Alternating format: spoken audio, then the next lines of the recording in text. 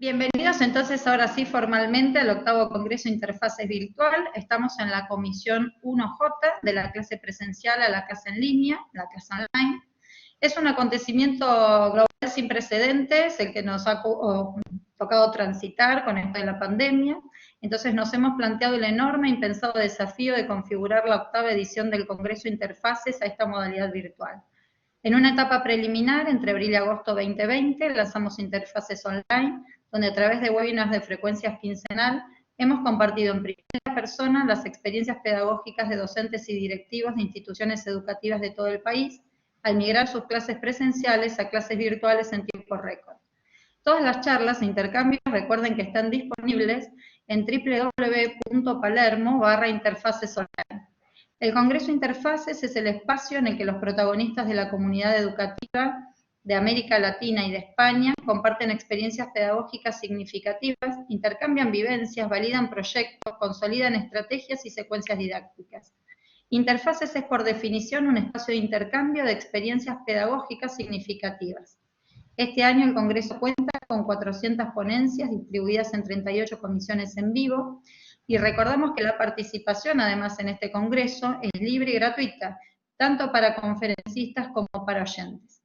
En esta comisión compartirán con nosotros hoy, durante estas 2 horas, sus siguientes experiencias pedagógicas, los siguientes oradores.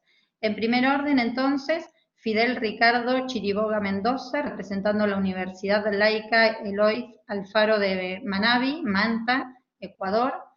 Su ponencia se llama Enseñar a emprender en tiempos de pandemia para las zonas rurales vulnerables de Ecuador. En segundo lugar, compartirá su experiencia María Eugenia Biagioli, de la Universidad de Palermo. Su ponencia se titula Nuevas formas de enseñar. En tercer lugar, Matías Denis, Laura Verena Schiffer Serañuc, del Instituto Superior de Educación Divina Esperanza, Encarnación, Paraguay, presentarán necesidades en la migración a la virtualidad según docentes paraguayos. Luego, cómo gestionar el nivel inicial desde la virtualidad, a cargo de Gabriela Dragonetti, Fernanda Hermida, Laura Elba Romero, del Colegio Hidra de Mar del Plata, provincia de Buenos Aires, Argentina. A continuación, Sergio García, representando al Instituto Ballester de Villa Ballester, provincia de Buenos Aires, Argentina, presenta Frente a una gran oportunidad. Luego será el turno del Instituto Gestal, Morelia, México, representado por Héctor Noel González García, quien presentará de las aulas virtuales a las experiencias de aprendizaje. A continuación, Sergio Ricardo Quiroga, de ICAES, La Punta, provincia de San Luis, Argentina, presenta su ponencia El campus virtual y el aprendizaje. Continuamos luego con Marcelo Trapanese, de la Universidad de Buenos Aires, Cava, Argentina, con un título que se llama Certidumbres en un contexto de incertidumbres. Será el turno luego de Marcos Antonio Villán, por la Universidad Argentina de la Empresa, Cava, Argentina, presenta uso de plataformas de e-learning, videollamadas y aplicaciones móviles durante la cuarentena. A continuación, Liliana Beatriz Aguer, del Centro de Estudios Propor, Argentina, con su ponencia El desafío de reinventar el vínculo emocional en la educación virtual. Y por último, quien les habla, Verónica Caputi, representando al Instituto Victorio Ocampo de Avellaneda, provincia de Buenos Aires, con la ponencia La escuela en línea, porque con las clases no alcanza. ¿Sí? Bueno, hechas las presentaciones formales, y para aprovechar este tiempo de espacio compartido y que todos puedan lucirse y compartir sus experiencias, le doy oficialmente entonces la palabra a Fidel Ricardo Chiriboga Mendoza, de la Universidad Laica Eloy Alfaro de Manabí, Manta, Ecuador, que presenta Enseñar a emprender en tiempos de pandemia para las zonas rurales vulnerables en Ecuador. Bienvenido, Fidel, ¿estás ahí? Hola, hola, ¿me escuchan y me observan? Se te escucha perfecto. Yo no te veo, pero no sé si no es un tema mío, que así que ahí nos confirmará Adrián si lo No, no estamos te viendo. vemos, Fidel. Buen día, Fidel, no te vemos. Sí te escuchamos perfectamente. A ver. Ahí, pero está el video allí, no sé por qué no se puede ver.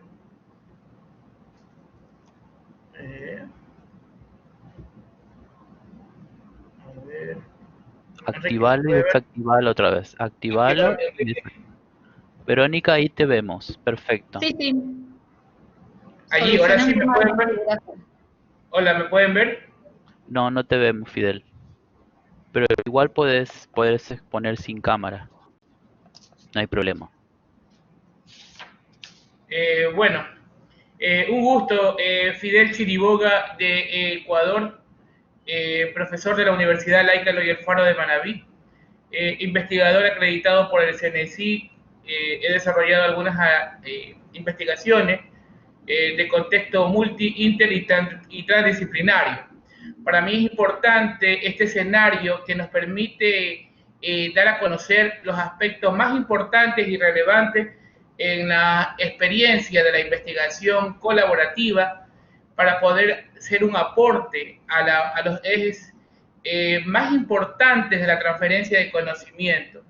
¿Qué importancia que tiene justamente el tema del emprendimiento en épocas de confinamiento y de qué manera nosotros como universitarios, como investigadores, desde el claustro académico podemos aportar en cada uno de estos aspectos importantes?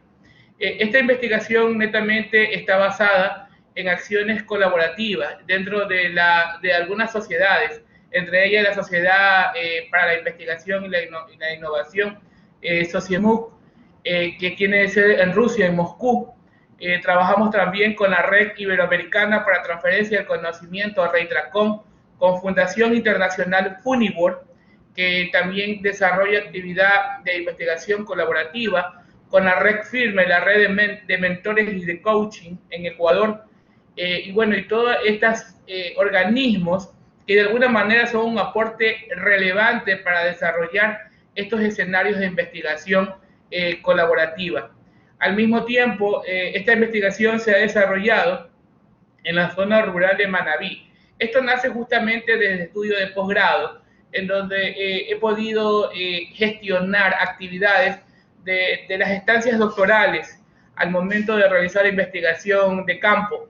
De la misma manera, qué importancia que tiene justamente motivar a los estudiantes, a los docentes, para que verdaderamente se interrelacionen en los aspectos importantes de la academia y la gestión de la ciencia.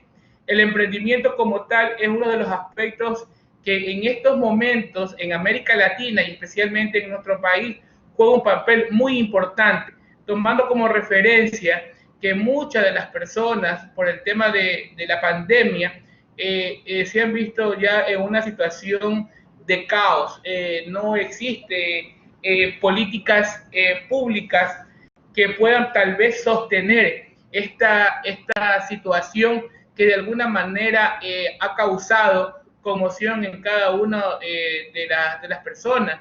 Entonces, de esta manera, nosotros hemos creído conveniente desarrollar este tipo de enlace, este tipo de alianza para poder hacer una mejora en los procesos de educación, formación, interaprendizaje, colaboración participativa.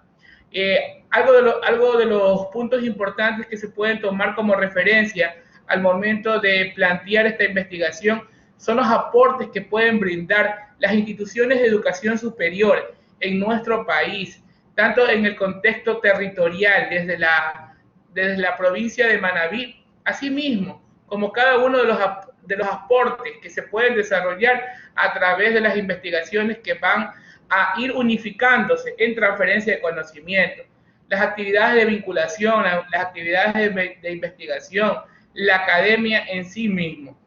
Los aspectos de investigación colaborativa desde el aula de clase juega también un papel importante para poder desarrollar estos proyectos que unifican a cada una de las comunidades rurales. Es importante también tomar como ejemplo dentro de este contexto cada una de las actividades que se pueden ir desarrollando para hacer un proceso de mejora continua e innovación dentro de los procesos de aprendizaje de una manera sistémica. En el Ecuador, pues existen algunos organismos como el Ministerio de Inclusión Económica y Social, como el Instituto de Economía Popular y Solidaria, como el Ministerio de Productividad, que de alguna manera han buscado los mecanismos para ir unificando esta situación a cada una de las personas en las zonas rurales que se encuentran en estado vulnerable. Nosotros como organismo que trabajamos aliadamente con estas organizaciones, hemos buscado pues la manera de acercarnos y de alguna manera gestionar estrategias de interaprendizaje para que cada una de las personas en las zonas rurales puedan comunicarse, puedan gestionar, puedan crear un emprendimiento verdaderamente que sea un aporte para la economía local y el desarrollo psicoemocional que tiene cada una de estas personas. Es importante también tomar como referencia que el sistema de educación superior en el país juega un papel muy importante. Nuestra universidad, en este caso la Universidad Laica Eloy Alfaro de Manabí, ha gestionado actividades de transferencia de conocimiento a través de sus publicaciones, a través de los aportes que se pueden desarrollar para generar verdaderamente los espacios del conocimiento, de la ciencia, y de esta manera dar la oportunidad para que las comunidades puedan desarrollar de manera afirmativa cada uno de estos aspectos para que se pueda tener un enlace verdadero entre los aspectos de investigación, de vinculación y academia. Esta trilogía verdaderamente juega un papel sumamente importante. Dentro de las otras actividades que se pueden... Perdón, sí. se está agotando el tiempo, ¿sí? Ya te pasaste. Bien, bien. Solamente para concluir, diría que los centros de educación superior, las investigaciones colaborativas, son por hoy una respuesta positiva para generar y solucionar problemas locales de acuerdo a las actividades de investigación multidisciplinaria. Muchas gracias. Muchas gracias, Fidel. Quienes quieran empezar a escribir consultas, más preguntas para que después Fidel pueda ampliar, pueden hacerlos por chat. Ahora es el turno de María Eugenia Biagioli, de la Universidad de Palermo, Cava, que nos va a hablar sobre nuevas formas de enseñar. Bienvenida, María Eugenia. Hola, buenos días. Bueno, comienzo, ¿sí? Bien, sí. Muy bien. Bueno, mi nombre es María Eugenia Biagioli, como le dijiste, soy docente de diseño de indumentaria 1 de la carrera Diseño Textil y de Indumentaria de la Universidad de Palermo desde 2004. Bueno, algunas cosas cambiaron de manera significativa con la llegada de la pandemia, por ejemplo, la manera de mostrar los trabajos, de explicar, porque en Diseño 1 siempre estamos acostumbrados a tocar todo lo que la profesora muestra, les traje así porque no podíamos compartir para que se den una idea, y los alumnos tocar todo lo que yo les muestro y yo tocar todo lo que los alumnos me traen, como collage, prototipos, bueno, etcétera. Las horas de trabajo como docente no fueron las mismas, aumentaron bastante, porque en esta clase se acostumbra y se fomenta mucho la corrección, con lo cual muchas veces mostrar las correcciones de diseño a través de la pantalla tomaba un poquito más de tiempo que lo que se toma presencialmente. Por otro lado, como sistema de mensajería instantánea, tiene Blackboard el sistema Pronto, que es al estilo WhatsApp, que también se tuvo que poner un freno porque los chicos abusaban un poco de esto y llegaban mensajes a veces hasta de madrugada.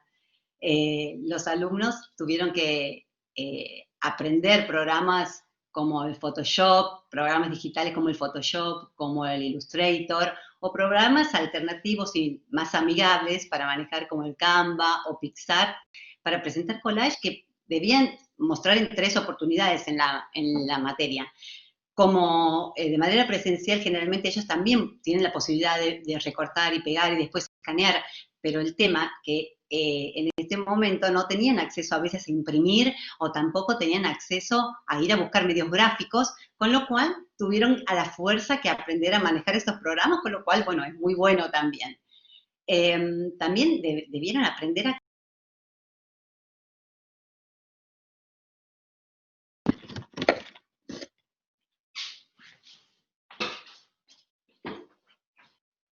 Volví, perdón, me cambié de lugar porque quedé sin... Perdón, que me quedé sin señal. Sí, ahí te volvemos a ver y te escuchamos. Y me cambié de lugar para lograr, perdón, la desprolijidad. Bueno, una de las destrezas que tuvimos que empezar a aprender en la pandemia también, que así que tranquila. Sí. Generalmente no me pasan estas cosas, pero bueno, qué lástima que me pasa acá. Iba como 2 minutitos. Bueno, sigo. No, no te Entonces, preocupes, que te escuchamos. ok. Bueno, les contaba que debieran aprender a coser mirándome a través de la pantalla, que eso fue el desafío como más grande, lograr una toma donde ellos me puedan ver cómo se apoyaba el módulo sobre la tela, cómo se hacía cada puntada. Pero se logró, primero era complicado hacer la toma, luego se logró muy bien y se tornó algo muy natural. Otra cosa que nos sucedió es que era conseguir las telas, porque no había nada abierto. Entonces, lo que sucedió es que, bueno, se hacían los pedidos online y a veces no llegaban. Pero bueno, para solucionar esto, como nosotros, como la textura que le mostré, esa es la textura de un trabajo práctico número 1, es una entrega de entrenamiento. Entonces, se les permite a los alumnos que ellos pudieran utilizar cualquier material que tengan en su casa, como mantel, como una tela vieja, como una ropa que no utilizaran antes, utilizaran más, y pudieran realizar las texturas reciclando, lo cual cambió solamente el color, pero la calidad del trabajo fue la misma. Nosotros utilizamos lienzo, que para todos igual, generalmente, porque es una tela barata, económica, y se puede conseguir fácilmente, no en el caso de la pandemia obviamente, pero generalmente sí, donde permite resaltar el volumen de las creaciones de los alumnos, permite resaltar las creaciones de los alumnos, mejor dicho, en cuanto al volumen y la morfología. Es lo que los hace diferentes. Bueno, y conseguir otra cosa, los maniquíes, fue otro tema porque también estaba complicado. Ellos tienen prohibido mandar a modista a coser, tienen prohibido utilizar moldes porque moldería es una materia que utilizan, que hacen y cursan en el cuatrimestre siguiente y tienen que crear todo ellos y coserlos todo ellos. Con lo cual, los moldes no van. Tienen que utilizar sí o sí el maniquí para trabajar sobre el molde. Bueno, también siempre decimos a los alumnos que tienen que corregir, siempre. Fomento mucho la corrección y para esto lo que se les pediera que siempre enciendan la cámara, porque de esta manera logramos un acercamiento entre el profesor y el alumno, y a mí particularmente me gusta relacionar la cara del alumno con su trabajo y su nombre, me parece muy importante. Y bueno, nosotros, otra cosa que nos cambió, lamentablemente, que siempre tenemos en el marco de la Semana de la Moda de Palermo, en junio o en noviembre, según corresponde al cuatrimestre, tenemos los desfiles, la Semana de la Moda. Y bueno, lo que sucedió es que al no poder mostrar nuestros diseños en movimiento, lo que optamos por hacer es hacer un fashion film, para que todos puedan apreciar de todas las caras el movimiento, ¿sí? De todos los lados.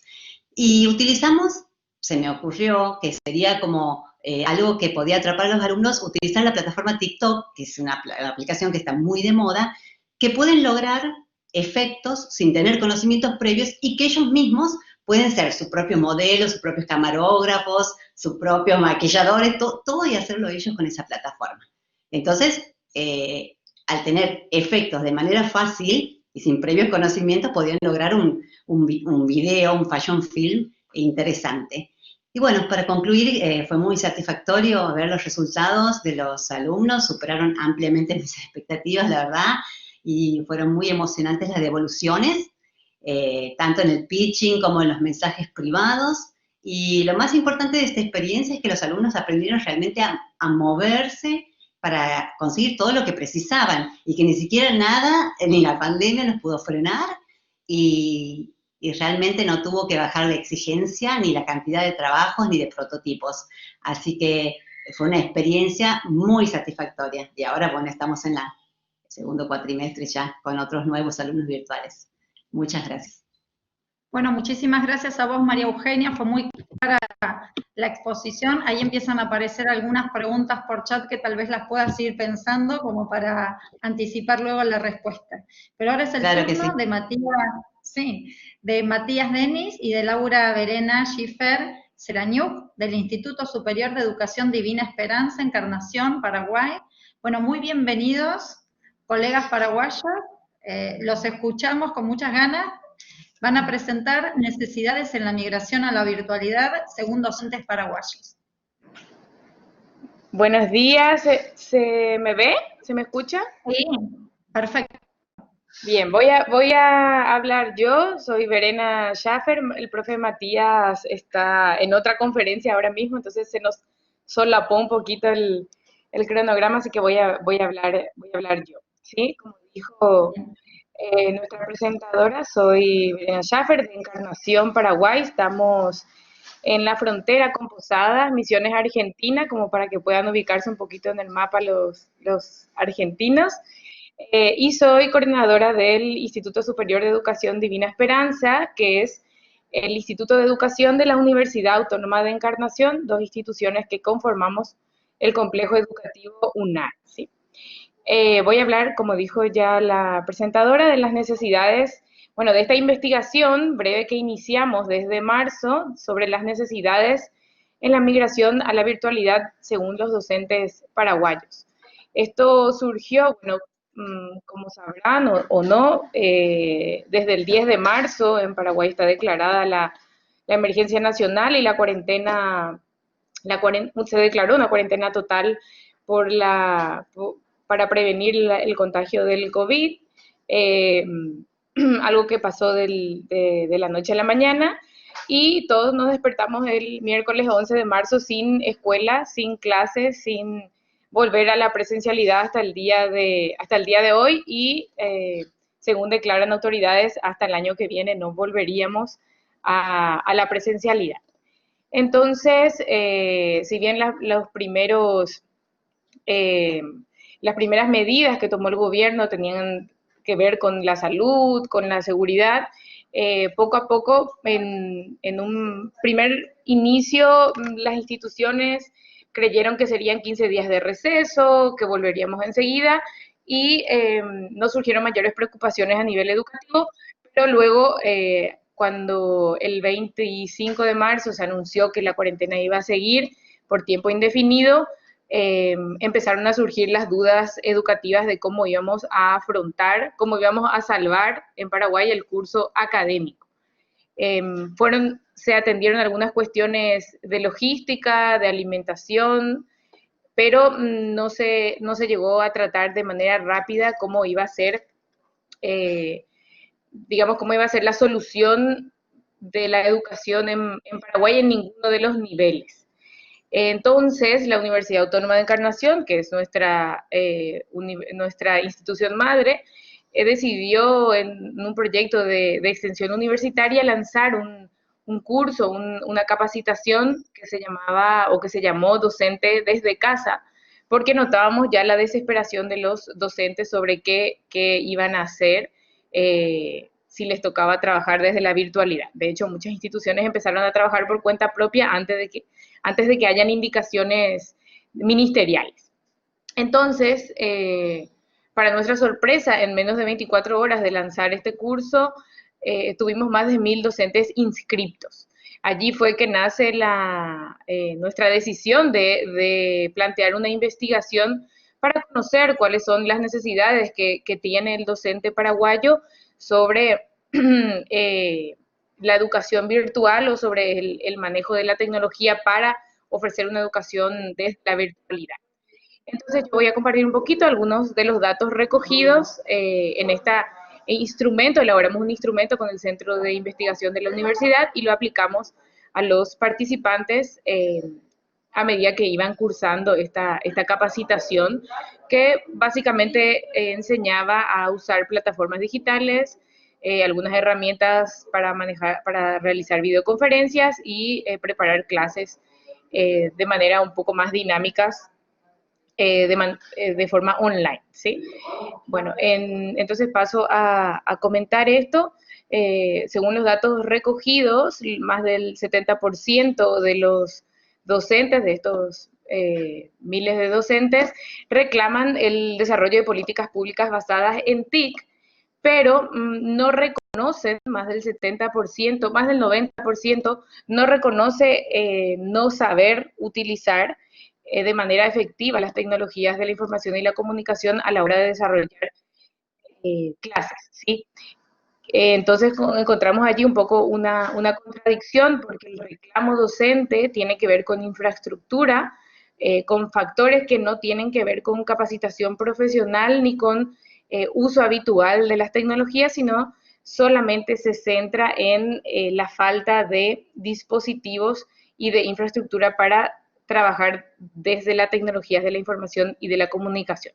Lo que hemos notado con gran porcentaje, alcanzado casi un 90%, es que el uso habitual de las tecnologías, de la información y la comunicación, de los dispositivos, de las herramientas digitales para el desarrollo de las clases se reduce solamente al uso de los programas de Microsoft Office, que son PowerPoint, Excel y Microsoft Word.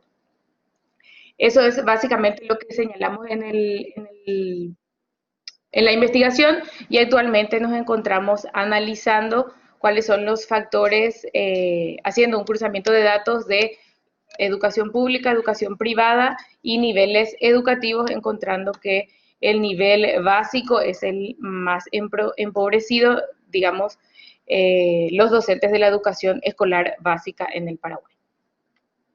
Eso es todo, muchas gracias.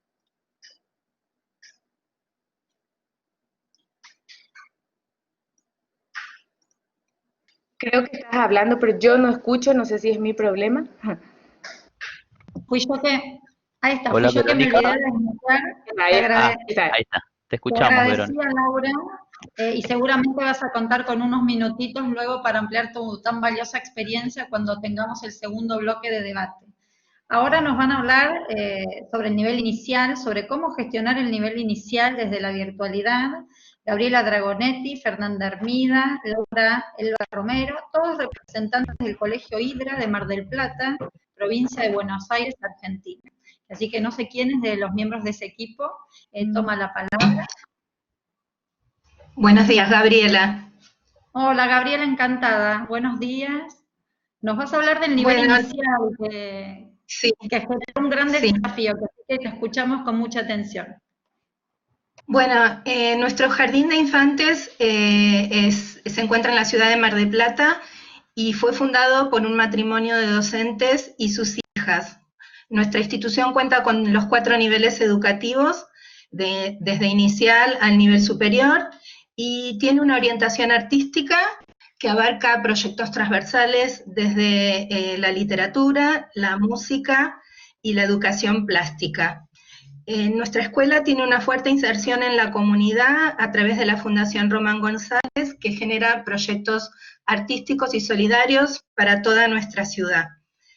El principal desafío a partir de la suspensión de las clases presenciales se relacionó con cómo generar vínculos que recién se estaban iniciando, no estaban consolidados, y cómo llegar a través de la virtualidad a niños de 1, 2, 3, 5 años.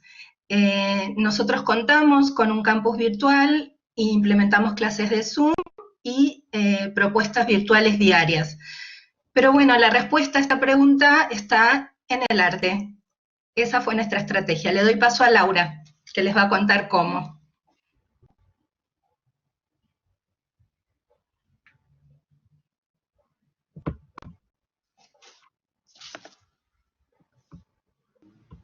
Hola, Laura. Hola, ¿me escuchan? Ahí está. Cuando quieras, te vemos y te escuchamos. Necesito que ustedes me están viendo porque yo no me veo. Sí, Perfecto. perfectamente. Ok. Bueno, buenos días a todos. Yo soy Laura, la vicedirectora del nivel inicial, y formo parte del grupo creativo de la escuela. Hoy les quiero presentar uno de los proyectos que elegimos de arte para transmitirles a nuestros alumnos de inicial, que, como se darán cuenta, fue bastante difícil al principio porque necesitamos contar con las familias, no solo con los niños. Entonces elegimos un artista plástico que a nosotros nos fascina, que se llama Hander Bassen. Es bastante difícil su nombre, porque él es un artista que tiene una explosión de colores. Él además es arquitecto, entonces en sus trabajos siempre están las líneas, los colores, las formas. Es austríaco, y a su vez también en Viena tiene intervenidas muchas partes de la ciudad con sus casitas de colores.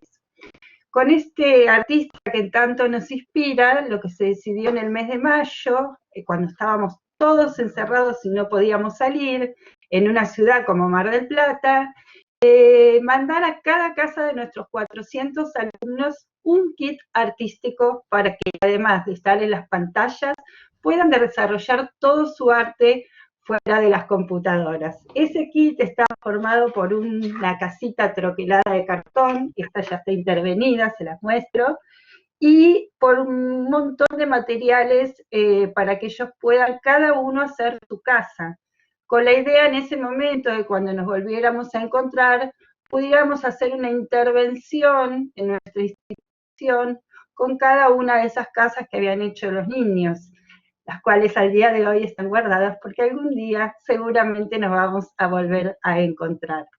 A partir de ese kit fue una enorme felicidad porque los chicos sintieron de que su señor les estaba mandando cosas a sus casas y que no nos encontrábamos no tan alejados. Esto generó millones de proyectos educativos basados en el arte, que es nuestra escuela, digamos, su fuerte, y ahí empezamos primero a recibir, les muestro, algunas casas intervenidas de los niños que nos mandaban, y a partir de ahí hubo múltiples actividades para dar continuidad pedagógica en sus casas. Entonces empezaron a surgir actividades, como por ejemplo, les muestro, esta que está acá, que es ¿cuál sería su nombre de este personaje y dónde lo pondrían en la obra? Bueno, y ahí empezaron ellos a jugar con eso.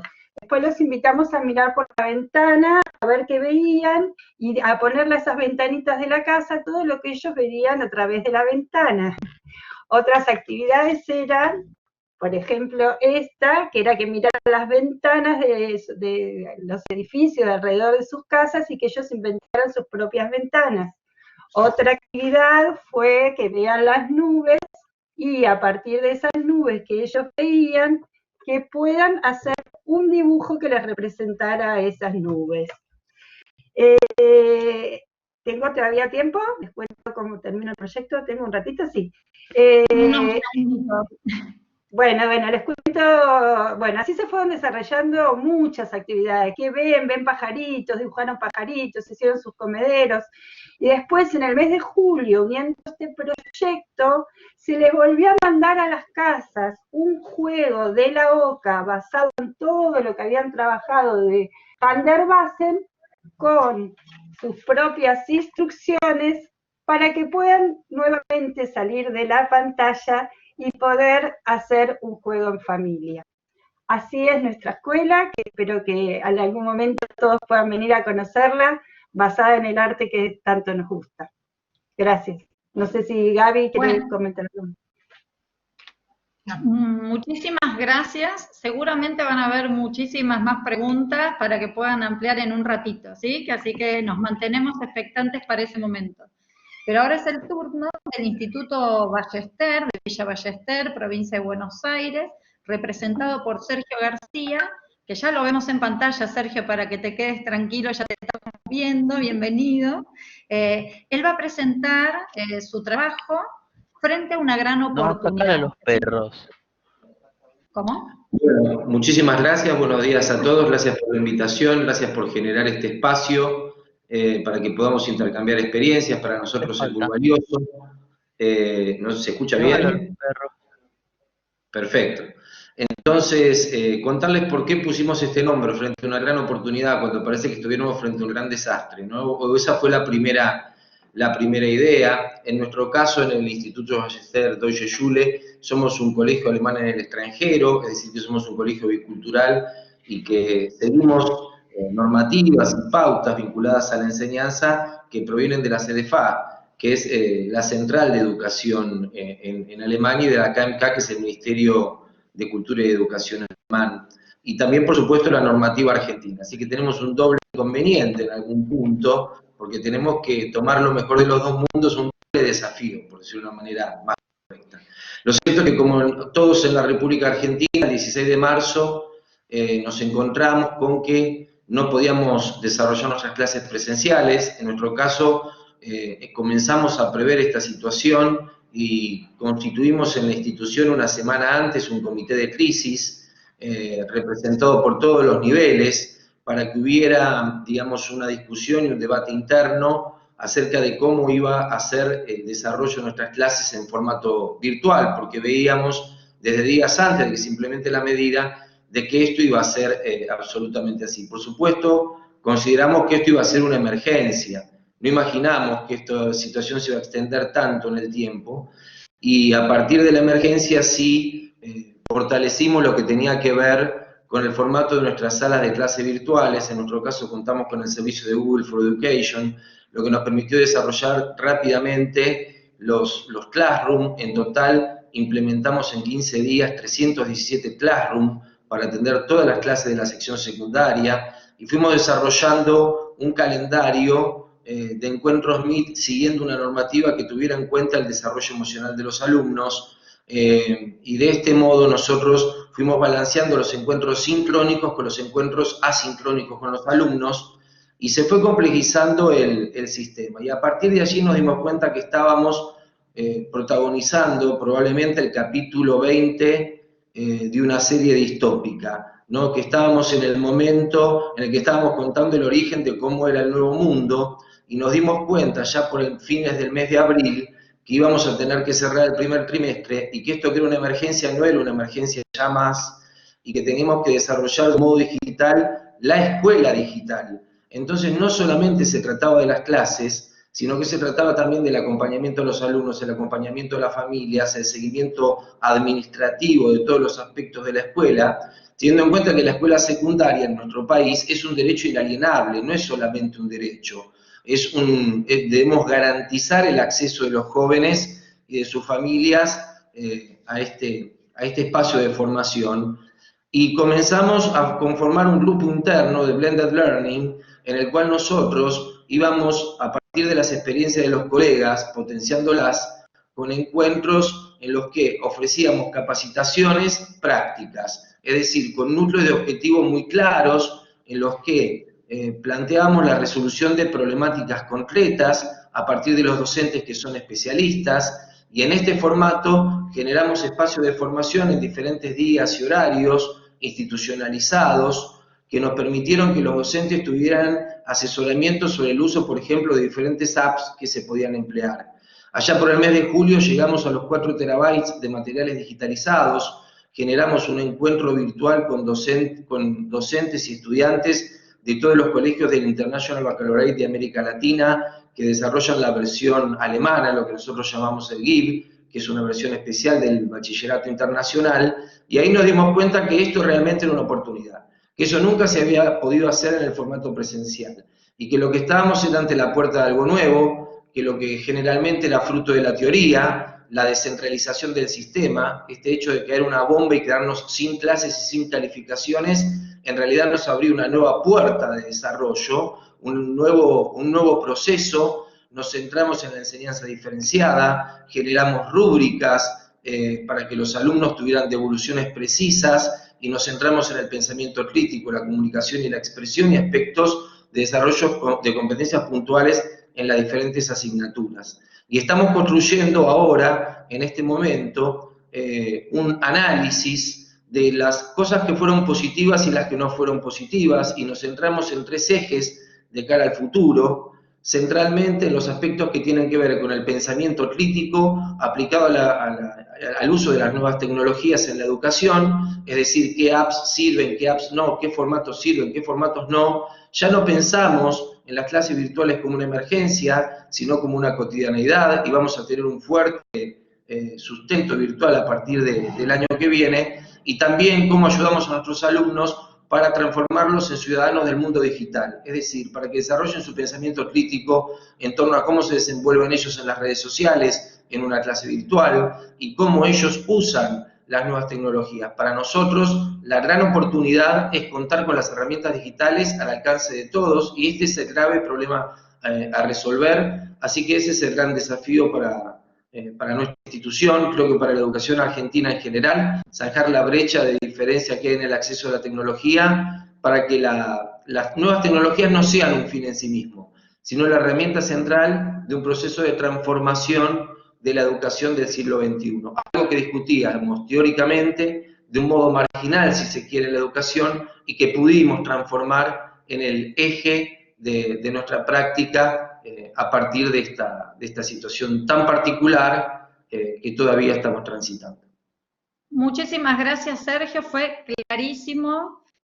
Como les digo a todos, vayan escribiendo preguntas en chat para que estos grandes expertos, apasionados por la educación, que están compartiendo sus experiencias, nos puedan todavía ilustrar más y nos puedan retroalimentar en la segunda parte. Pero ahora es el turno de Héctor Noel González García, del Instituto Gestal de Morelia, México, que así que bienvenido virtualmente, aunque sea a la Argentina, Héctor. Él va a presentar su ponencia de las aulas virtuales a las experiencias de aprendizaje. Así que bueno, bienvenido Héctor, si te das cámara, para confirmar que estés ahí, o audio. Hola, buenos Ahí días. está. Fantástico, te vemos y te escuchamos bien. Gracias, saludos a todos. Antes de comenzar, quiero felicitar a Sergio brevemente porque me encantó la planeación que expresó y que es parte de la ponencia que yo voy a tener en este momento, o de la plática. Se entiende perfectamente que estamos en una situación muy especial a nivel mundial por esta pandemia, pero esta pandemia dejó de convertirse en una emergencia hace 6 meses. Es decir, llevamos más o menos este número de meses que acabo de comentar, intentando migrar de clases presenciales a clases virtuales. Se entiende perfectamente que ha sido un tiempo récord y que en este tiempo récord las instituciones, desde los directivos, docentes, estudiantes, padres de familia, se han tenido que adaptar a esta nueva modalidad. Esto nos ha llevado a descubrir que ese famoso término de nativos digitales no existe. Es decir, se derrumbó el concepto de que existían estudiantes o generaciones que nacían prácticamente con una tableta y con un celular y que eran muy hábiles en el manejo de tecnologías. Una cosa es ser hábil en el manejo de redes sociales y otra es utilizar las tecnologías para procesos de aprendizaje muy específicos. Entonces, hoy en día nos encontramos en el mercado una gran variedad de empresas, de organizaciones, de instituciones educativas que están tratando de hacer esta migración y que además ofrecen inclusive servicios de plataformas. Y más o menos podríamos decir, en mi experiencia que tengo en el ámbito virtual de 15 años, que desde hace 15 años a la fecha de hoy, independientemente de la institución y del país, puede ser una institución pública, una institución privada, una institución de mucho renombre o una institución que esté surgiendo, prácticamente se están aplicando las mismas plataformas y dentro de las mismas plataformas, las mismas teorías del aprendizaje y los mismos modelos educativos. Digo, es cierto que últimamente las teorías del aprendizaje han venido siendo rebasadas por modelos educativos, como por ejemplo el aula invertida, pero se intentan aplicar exactamente los mismos conocimientos que se llevaron desde hace años en aulas físicas, ahora a aulas virtuales. Error totalmente evidente. Una estrategia virtual, y que me disculpen, digo, no es una plataforma, no es Moodle, no es Blackboard, no es Chamilo, no es Doqueos, no, eso no es una estrategia virtual. Y tampoco es tener clases en Zoom, en Webex, en Google Meet. Sé que se están adaptando, sé que están conociéndolo, pero reitero, llevamos 6 meses en esto. Entonces, estos nuevos modelos que están tratando de especificar o de utilizar en el ámbito virtual no están funcionando porque los estudiantes no estaban preparados, no tienen las capacidades, los docentes, muchos de ellos tampoco, los directivos no tienen noción de hacia dónde están acercando, y las personas que estamos encargadas de establecer estas estrategias digitales para ambientes de aprendizaje, debemos de tomar la responsabilidad de ofrecer experiencias. Esto es lo que estamos haciendo, en este caso en México, en Instituto Gestalt. Estas experiencias de aprendizaje, de entrada, se basan en la usabilidad de las plataformas. Es decir, no instalo una plataforma independientemente de la marca y se la proporciono al estudiante, sino que la adapto a su edad, a su contexto, a su interés. Evidentemente tengo que verificar cuáles son los intereses de los estudiantes desde kinder hasta profesional, que en este caso brindamos esta gama de oferta, para poder saber cómo la puedo ir adaptando, cuáles son las características que desde el punto de vista de las interfaces de entrada se deben de crear, se deben de cambiar. La estructura de los contenidos. Los contenidos no son PDFs nada más. Es un modelo muy útil, pero no es todo. No son foros, no es entregar tareas.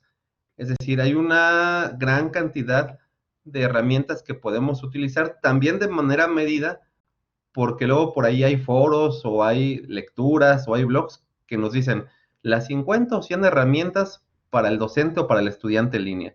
Digo, quisiéramos tener tiempo para revisar 3. No voy a revisar 50, voy a revisar 100, ¿no? Entonces, exactamente de qué forma vamos a hacer los contenidos atractivos para cada nivel de estudiantes. Ya hablé de 2 cosas rápidamente, la interfaz, que tiene que ver con la usabilidad, y la estructura del contenido.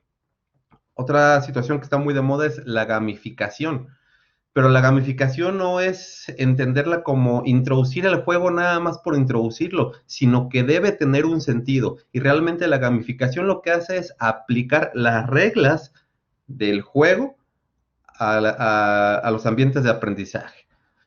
Entonces, estamos combinando usabilidad, las experiencias del estudiante, las estructuras del contenido, la gamificación, y algo muy importante es que a todo esto lo estamos midiendo con métricas. Estamos evaluando la experiencia del docente, la experiencia del estudiante, la experiencia de los padres de familia, inclusive la experiencia de los directivos, y mes con mes se están sacando estas métricas. Inclusive cada 15 días pero cada mes nos damos un mes para hacer cambios, y estamos tratando... Perdón, ¿sí? Te hago todo el tiempo.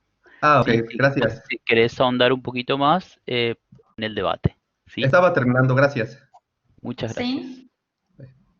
Gracias, Héctor. Gracias. Les recuerdo a todos que además de contestar las preguntas del debate, si quieren ampliar después información, pueden usar el chat, los expositores, para dejarnos links de sus experiencias, ¿sí? Y esa es otra forma de que ustedes queden en contacto con el público. Pero ahora es el turno de Sergio Ricardo Quiroga, de ICAES, La Punta, País Argentina. Sergio nos va a presentar el campus virtual y el aprendizaje. Escuchamos, Sergio, bienvenido. Muchas gracias, muy buenos días a todos. Es un placer poder compartir aquí en este foro. Bueno, el Instituto Cultural Argentino de Educación Superior tiene su sede en la ciudad de Villa Mercedes San Luis. Tiene distintos niveles educativos, y yo me voy a referir brevemente a los espacios de educación superior que tiene la institución, que son el profesorado de educación física y el profesorado de lengua inglesa. El instituto está geográficamente en Villa Mercedes, y yo como docente a 120 kilómetros en la Punta San Luis, tratando de dar estas clases en este contexto virtual de emergencia. Bueno, desde marzo, desde que el gobierno argentino propuso la cuarentena ante la pandemia global, se cerraron las organizaciones educativas y el instituto creó un campus virtual como un espacio para satisfacer las necesidades educativas y académicas de los estudiantes y brindar la continuidad de los aprendizajes, ¿sí? Como docentes tuvimos que adaptarnos a esta situación, primero con un poquito de estrés y después con la tensión sobreviviente de desarrollar este tipo de clases a través de estos soportes, ¿sí? Mi espacio es Práctica 2 en el Instituto Cultural Argentino, una materia de segundo año para los 2 profesorados que he comentado, ¿sí? Es bueno también reconocer todas estas brechas que se expandieron en este tiempo, brechas tecnológicas, educativas, económicas, que expusieron y agrandaron también las desigualdades que ya existían, las dificultades también que tiene la educación virtual, que se ha dado en cuanto a la disposición de dispositivos de conexión, la limitada o nula conexión a Internet, que en San Luis no debiera ser un problema porque desde hace varios años atrás existe una agenda digital y el gobierno promociona una Wi-Fi gratuita para todos, ¿sí? Como comentaron los compañeros que expusieron anteriormente, Sergio García y Héctor González García, toda esta situación también constituyó una oportunidad para las organizaciones educativas y para los docentes. ¿Sí? Bueno, en el marco de mi espacio de práctica 2, promovimos distintas actividades como una adaptación del currículo al contexto virtual, la realización de actividades de inversión de la enseñanza, que se conoce como el aprendizaje invertido. Habíamos tenido una experiencia los 2 últimos años en la escuela secundaria, en la cual trabajo también en la ciudad de Villa Mercedes, y los diálogos y tonos conversacionales con los estudiantes, ¿sí? Tratando de hacer realidad esa educación poderosa y esa inclusión genuina que postula Maggio, ¿sí? Videoconferencias con los estudiantes, una por semana, y distintos canales de comunicación que son muy interesantes y permiten una interacción más fluida docente-estudiante, ¿sí? El tono de la comunicación en mi caso fue emotiva y comunicacional, y también tratando de motivar permanentemente a los estudiantes en este contexto de encierro. Esto permite, digamos, fluir nuevos diálogos, nuevas conversaciones, sin reconocer dificultades como la hiperconectividad docente y todas las dificultades que mencioné anteriormente de los equipos y de la conexión a Internet. Y la escasa educación también virtual de los estudiantes. ¿Alguna conclusión de este proceso que se está desarrollando y del cual vamos a seguir aprendiendo y como actitud reflexiva también escribimos? ¿Sí?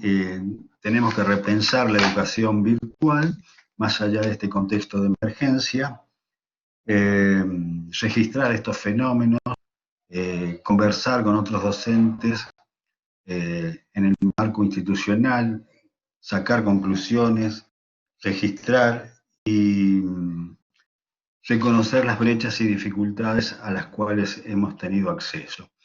Y una proposición más amplia, si se quiere, sería ver cómo va a convivir en el futuro la educación presencial con la educación virtual, qué contexto de hibridez van a tener en cada organización estas experiencias y en qué medida se va a acomodar cada institución a ese espacio de hibridez, en esa conexión de educación virtual y presencial.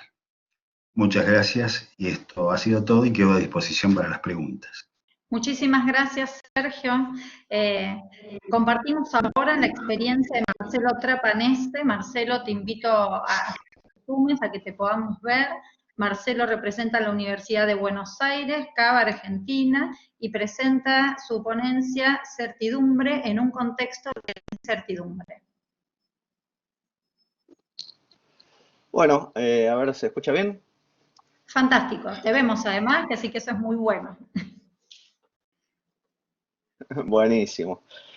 Bueno, yo soy docente desde hace casi 20 años la universidad pública, en lo que es el CBC, entonces de alguna manera recibimos a los alumnos en una materia que tiene que ver con el diseño, con la mirada creativa, dentro de lo que es una facultad que alberga desde los estudiantes de arquitectura hasta los de imagen y sonido y textil. Entonces, la parte creativa de los alumnos que ingresan es sumamente importante generar e incentivar. Con este tema de la pandemia, estábamos medios condicionados por lo que cada alumno vivía en cada casa. Entonces, los desafiamos a que realizaran un trabajo acerca de con qué fotografías mostrarías este particular momento en que estamos viviendo, ¿no? ¿Cuáles serían esas típicas de este momento de pandemia? Entonces, allí se vieron reflejadas actitudes y comportamientos caracterizados por esta pandemia, como es el aislamiento obligatorio. Entonces, abundaban fotografías que tenían que ver con ventanas. Se retrataban rostros mirando hacia afuera a través de los vidrios, con los ojos perdidos en el cielo. Los cielos parecían más azules y más diáfanos por ahí de lo que eran en realidad.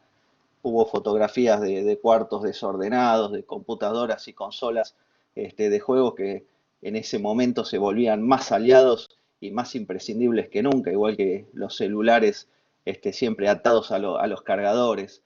Se vieron muchas fotos de cocinas llenas de harina, masas, panes horneados de masa madre, ¿no? Un sitio donde no discriminaba género a la hora de uso.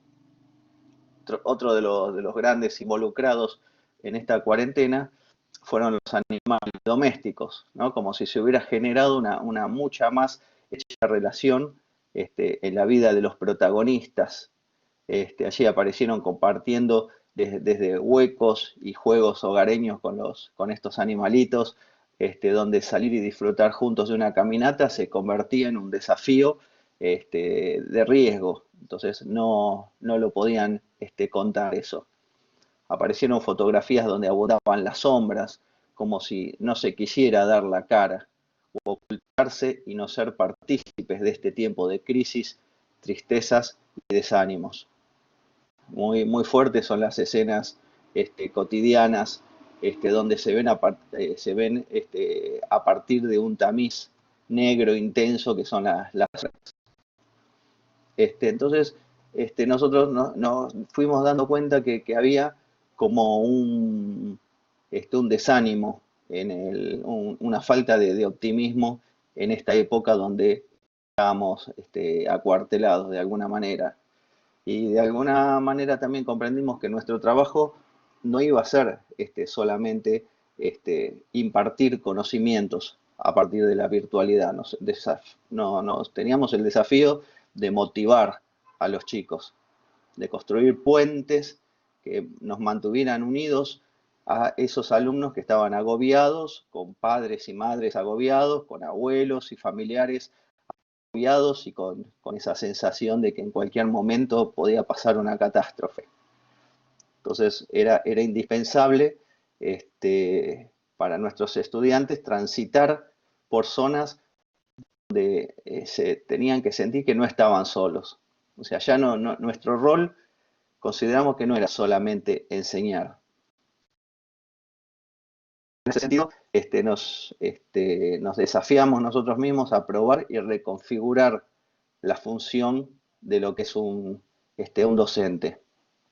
Entonces, ahí recordamos lo que dijo el profesor Morín en Introducción al Pensamiento Complejo, donde dice que nos pongamos a jugar un pensamiento estratégico, ¿no? Tolerante a las bifurcaciones y los cambios de dirección más que programático. O sea, tendríamos que quitarle esa estructura o lo estructurado de nuestra materia y empezar a generar algo más estratégico en función de contener a los alumnos. Entonces, ahí fue donde se planteó ese desafío de generar certidumbre, como es el título de mi ponencia, en un contexto de incertidumbre. muchísimas gracias, Marcelo. Bueno, muchas gracias a ustedes. Ay, sí, muchísimas gracias, fuiste muy, muy claro. Nos das la oportunidad de repreguntarte en unos minutitos, ¿sí? Porque ahora me toca presentar a Marco Antonio Villán, de la Universidad Argentina de la Empresa, CABA. Bueno, él nos presenta su experiencia sobre usos de plataformas de e-learning, videollamadas y aplicaciones móviles durante la cuarentena. Bienvenido, Marco.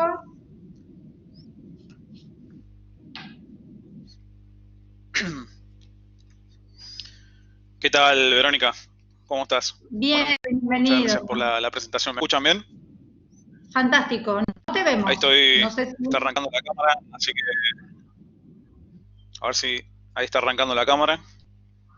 Tiene su demora Blackboard generalmente. Están saturadas las redes, bueno, esto es una de las cosas también que vivimos durante la cuarentena, ¿no? Problemas de audio, problemas de video, problemas de conexión, son muchas de las cosas que convivimos. Y bueno, un poco lo que venimos trabajando, bueno, primero me presento, como ya me presentó Verónica, mi nombre es Marco Antonio Villán, yo soy docente, investigador de UADE, soy docente ya hace poco más de una década también, y durante la cuarentena me ha tocado o experimentar la cuarentena en diferentes puntos de vista. Me ha tocado ser docente, ¿no? Durante esta cuarentena fui y soy docente, dando clases de grado para alumnos de distintos años, ¿no? Segundo, tercer año, cuarto año, en lo que es ingeniería. También me ha tocado ser alumno, porque arranqué una carrera nueva. Dije, este año vamos a arrancar una carrera nueva, y dije, bueno, arrancamos, aprovechamos la virtualidad y arranco una carrera nueva. Perfecto.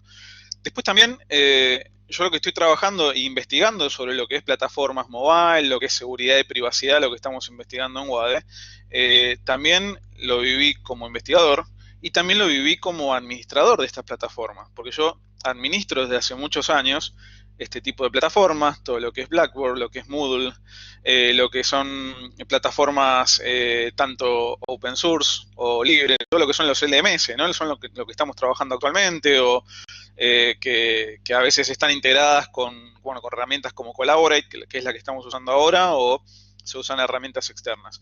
Entonces, de todo ese gran desafío, ¿no? que me ha tocado y que nos ha tocado a todos los que damos clases, creo que la estrategia principal que tendremos que tener, ¿no? Porque hace un rato escuchaba la disertación de Héctor, ¿no? Que hablaba de esto de nativos digitales, hablaba de inmigrantes digitales. Exacto, eso se fue perdiendo un poco, ¿no? en esta pandemia, siendo que tenemos alumnos que manejan bien la tecnología, pero no estaban acostumbrados a la modalidad de virtualidad. También tenemos docentes que tuvieron que traducir todos sus contenidos presenciales a esta virtualidad. Y después pensamos en esta estrategia de que los docentes tienen que conocer la herramienta, ¿no? Tenemos que conocer las herramientas para después poder nosotros de alguna forma migrar todos esos contenidos presenciales a las plataformas. Y eso es uno de los grandes desafíos también que tenemos como docentes, ¿no? Esto de conocer las plataformas. Por eso es parte de la ponencia del nombre mencionar estas tres plataformas principales, porque si nosotros no conocemos Blackboard, si nosotros no conocemos Moodle, si no conocemos Google Classroom, podremos tener detrás un equipo pedagógico o podremos tener experiencia en educación, pero si no conocemos las herramientas en profundidad, ahí tenemos uno de los primeros impedimentos. Durante estos meses me ha tocado ser docente de estas plataformas, ¿no? Y la verdad que me encontré con muchas dificultades, donde docentes se encontraban con este cambio de lógica, ¿no? Hacia la virtualidad, y nos encontramos con estas dificultades, ¿no? De cómo implementamos tal cosa. La herramienta tiene esto, la herramienta tiene el otro, la herramienta le falta esto, y ahí te das cuenta también de que estas herramientas, si bien fueron pensadas o son pensadas para este tipo de clases, siempre hay algo, nos dimos cuenta que faltan cosas, faltan herramientas, faltan muchas cosas por las que hay que trabajar y hay que implementar para poder mejorar estas clases. Después también hago hincapié en este tema de la seguridad y la privacidad, porque pasó que se están utilizando herramientas de proctoring, que son herramientas para controlar, entre comillas, a los alumnos que están dando exámenes.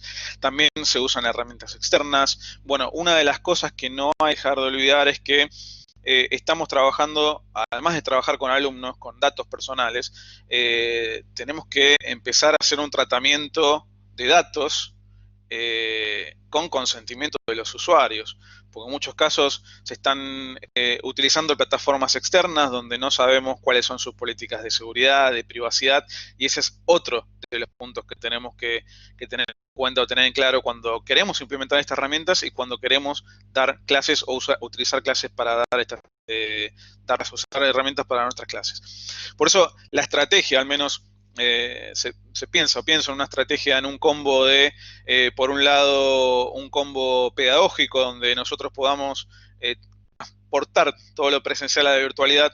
Después también el combo para los docentes, aprender a usar la herramienta en profundidad, porque una cosa es usar la herramienta o conocerla y la otra es conocer todas los beneficios que tiene cada herramienta, porque cada una tiene sus ventajas y desventajas.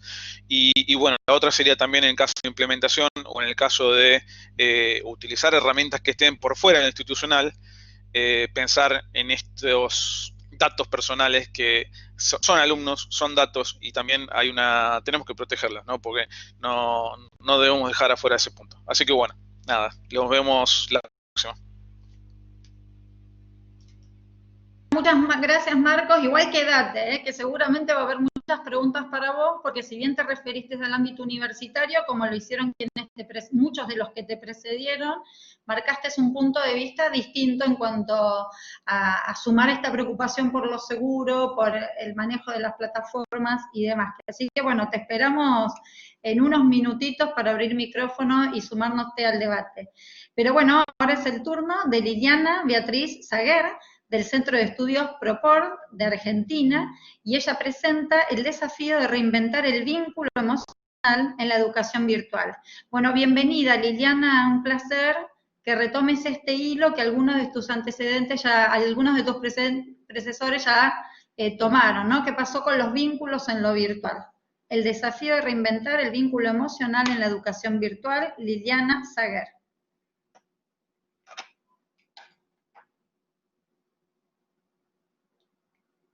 ¿Estás, Liliana, por acá? Liliana está en línea. A lo mejor vieron que son esos segundos donde te cuesta abrir micrófono. Hola Liliana, ¿nos escuchás? Estás en línea y estás habilitada.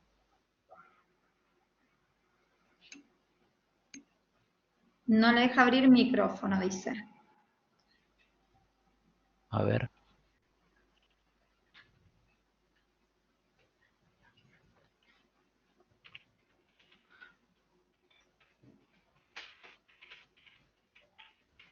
Liliana, ¿me escuchás? Dale un refresh a la página, ahí te escribí también. O reinicia.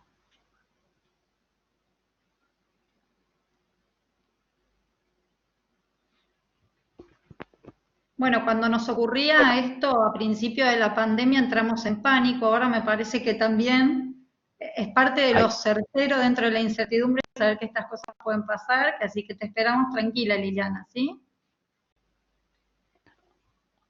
Ahí se está reconectando nuevamente.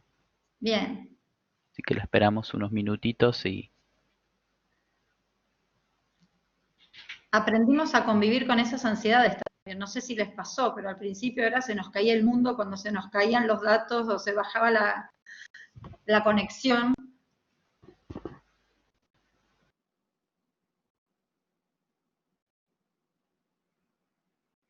Ahora te esperamos unos segundos, Liliana, no hay inconveniente.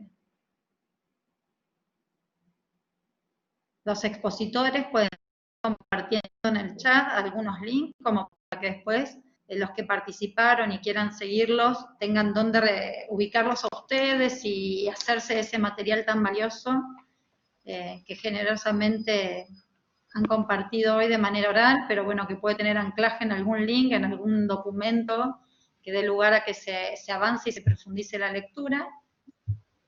Luego de Liliana pasamos a la última experiencia, que así que luego ya abrimos la pregunta. Sigan también poniendo Liliana en preguntas. línea. Ahí está, Liliana. Hola. Ahora sí. Ahora, ahora sí.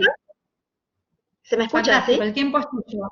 Gracias, gracias. Bueno, buenos días, gracias por permitirme compartir este evento y la experiencia con los colegas.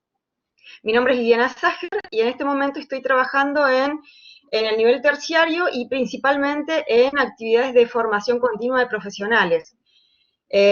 Bueno, la experiencia que quería compartir con ustedes en realidad no es únicamente mía, o sea, el origen no es únicamente una experiencia propia, sino que surge a partir de principalmente comentarios de colegas y experiencias de colegas de distintos niveles educativos, ¿sí? Entonces, estamos hablando de escuela primaria hasta nivel superior y formación continua posterior también, ¿no?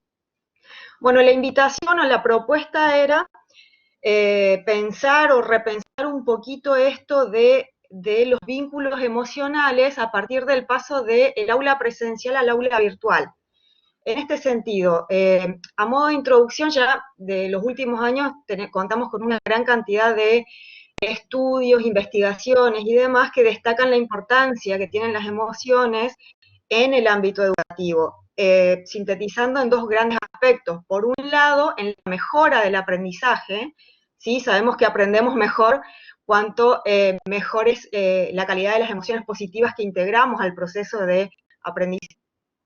Y por otro lado, lo que se conoce concretamente como educación emocional, que tiene que ver con esto de ayudar a nuestros alumnos o estudiantes a lograr una gestión o un manejo estable y armónico de sus propias emociones para convivir armónicamente con los demás o desenvolverse, digamos, apropiadamente en la vida social.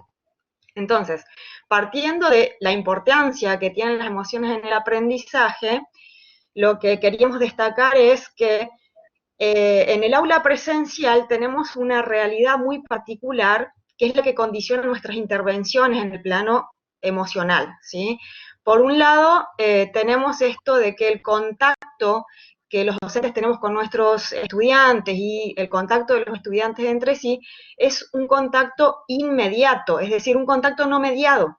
Las interacciones se caracterizan por la corporalidad, es decir, estamos presentes de cuerpo allí interactuando unos con otros. Entonces, estas características sumadas a la idea de que estamos compartiendo un espacio común con sonidos comunes, colores comunes, hasta aromas en común, va a condicionar el cómo reaccionamos emocionalmente en esas interacciones, ¿sí? Entonces los docentes estábamos acostumbrados a intervenir teniendo en cuenta estos condicionantes. Ya sea que la intervención sea espontánea, imagínense ustedes que en el aula presencial de una simple discusión por una lapicera prestada, se puede intervenir pedagógicamente, aparte de eso, digamos, a realizar intervenciones en lo emocional ya más deliberadas, en el sentido de generar actividades que impliquen movimiento, que impliquen una puesta en común de las emociones y demás, van a ser muy diferentes a lo que nos presenta la virtualidad. Entonces, en el aula virtual con la que nos encontramos de golpe este año, sin querer, sin pensar, sin que nos hayan preguntado si queríamos o si sabíamos, nos encontramos con que la realidad es diferente. O sea, ya la relación no es inmediata, sino que es mediada. O sea, por más que nos veamos los rostros, hay como una distancia corporal, ¿sí? Por más que podamos movernos, ya hay una limitación en el movimiento, porque el movimiento tiene que ser delante de la cámara. ya no compartimos el mismo espacio físico en el sentido de que los sonidos ambiente que yo estoy escuchando ahora no son los mismos sonidos ambiente que escuchan ustedes o que escuchan nuestros estudiantes. Los colores que están viendo son diferentes, los aromas que perciben son diferentes, entonces tenemos un montón de condicionantes que son completamente distintos. Entonces esta nueva realidad nos va a llevar a tener que repensar la forma en que construimos las relaciones emocionales con nuestros estudiantes, teniendo en vista esos dos objetivos, la mejora del aprendizaje y a su vez, bueno, ayudar a nuestros estudiantes a gestionar sus propias emociones en el contexto, ¿sí? Entonces, a modo de conclusión de las reflexiones que proponíamos con los colegas, tenemos que tener en cuenta, creemos lo siguiente. Por un lado, volver a pensar en la importancia de las emociones en el aprendizaje, ¿sí? O sea, en la educación presencial nos ha llevado un tiempo darle un lugar consciente, digamos, a esto de tener que cultivar un vínculo emocional que sea constructivo. Entonces, vamos a tener que darle también un tiempo en la virtualidad a tomar conciencia de que es necesario tener en cuenta ese factor, ¿sí? Entonces, eso por un lado. Por otro lado, bueno, ser conscientes de que va a ser un desafío, ¿sí? Porque así como tuvimos que aprender a usar herramientas digitales, así como tuvimos que aprender a comportarnos en el ambiente virtual, vamos a tener que aprender a ver qué hacemos con las emociones, a ver cómo intervenimos, a ver qué cambios podemos lograr, a ver qué mejoras podemos realizar. Entonces, eso va a implicar aprendizaje y todo cambio y todo aprendizaje es un desafío, ¿sí? Y por último, llamar la atención sobre la necesidad de la capacitación de los docentes en las competencias socioemocionales, ¿sí? Porque últimamente, o sea, sobre todo a partir de, bueno, de esta nueva realidad con la pandemia y la virtualidad, se habla mucho de la necesidad de desarrollar competencias digitales en docentes, competencias digitales en alumnos, competencias digitales en padres, competencias digitales para todos. Entonces, hay que volver a llamar la atención sobre la necesidad de desarrollar competencias socioemocionales. Y hay que capacitarse, o sea, no es algo que, porque a veces se tiene la idea de que las emociones simplemente son... Diana, pero ya ¿sí? se agotó el tiempo, ¿sí? Bueno, cerrando, hay que prepararse, o sea, no es espontáneo, ¿sí? Bueno, seguimos después entonces en el debate. Muchas gracias. Muchas gracias a vos, Liliana, muy interesante lo que expusiste, ¿sí? Bueno, y ahora me toca autopresentarme, porque en realidad también voy a presentar una experiencia, en este caso, es una experiencia que transcurre en el Instituto Victorio Ocampo de Avellaneda, provincia de Buenos Aires, donde yo me desempeño como directora del nivel secundario desde hace 20 años, pero además en los últimos años también como directora de gestión de la innovación. Y entonces ahí estoy involucrada tanto en el nivel inicial, en el nivel primario, como en el nivel secundario. Si ustedes buscan la ponencia, y bueno, lo ven publicado también en la guía general de interfaces, van a ver que el título es La escuela en línea porque las clases no alcanzan. A mí me interesa la macrogestión, y por qué esto de que la clase no alcanza. Porque una escuela es más que una sumatoria de clases. Somos gente entrelazada, anudada, con formas de hacer y con formas de vincularnos. Pero quiero contarles que lo que trabajamos en el 2020 en realidad tenía su raíz en el 2019, como para que se entienda en qué territorio estábamos parados. Teníamos como escuela un problema, ¿sí? Teníamos que proyectar los próximos años hacia adelante del colegio, que había cumplido en el 2019 25 años, y se quería marcar el rumbo de hacia dónde se iba con la historia del colegio. Y lo que se necesitaba potenciar era el colegio como una unidad integrada donde funcionara el nivel inicial, primaria y secundaria como una comunidad completa de aprendizaje.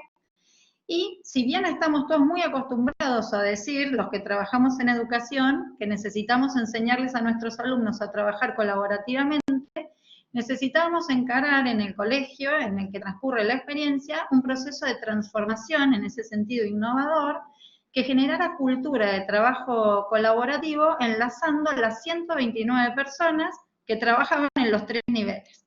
Bueno, para eso, prepandemia, habíamos pensado en 2 facilitadores tecnológicos. Uno tenía que ser una única manera de comunicarnos, ¿sí? Enlazando los 3 niveles, no plataformas segmentadas con espacios segmentados. Y eso iba a facilitar la construcción de equipos de trabajo en lo digital. ¿Por qué apostábamos a lo digital? Porque uno de los problemas en las instituciones es la falta de tiempo. Los educadores, los que trabajan en educación, dicen, bueno, no tengo tiempo, me gusta esta idea, pero no tengo tiempo. Y otro es el del espacio de las relaciones. ¿Dónde nos reunimos? ¿En qué espacio físico? ¿Cómo coincidimos todas las personas en el mismo espacio y tiempo para trabajar sobre un proceso? Bueno, ahí de nuevo lo digital, Internet en particular, te viene a resolver el problema. El otro elemento que teníamos que tener en cuenta a la hora de decir cómo integro los 3 niveles y de manera digital, con un facilitador digital para ahorrar espacio y tiempo y que esto no sea un obstáculo para avanzar, era que en los 3 niveles teníamos distinto nivel de capacitación digital en docentes. ¿Por qué? Porque, por ejemplo, el nivel secundario trabajaba con documentos colaborativos, hacía videollamadas, transmitíamos reuniones de personal en vivo hace 8 años atrás, porque era una necesidad por las particularidades laborales de los docentes, que no tienen un cargo a tiempo completo, que conviven entre varias instituciones.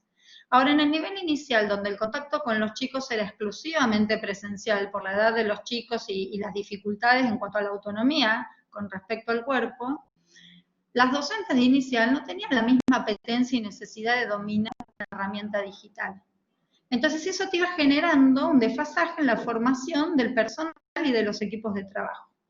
Entonces, se montó un escenario digital, apostamos a las herramientas de Google for Education, de G Suite, empezamos a trabajar en capacitación en el último semestre del 2019, y cuando viene la pandemia nos encuentra con que nosotros teníamos mapeado la escuela, teníamos armado el territorio digital de la escuela. Eso fue fantástico para nosotros.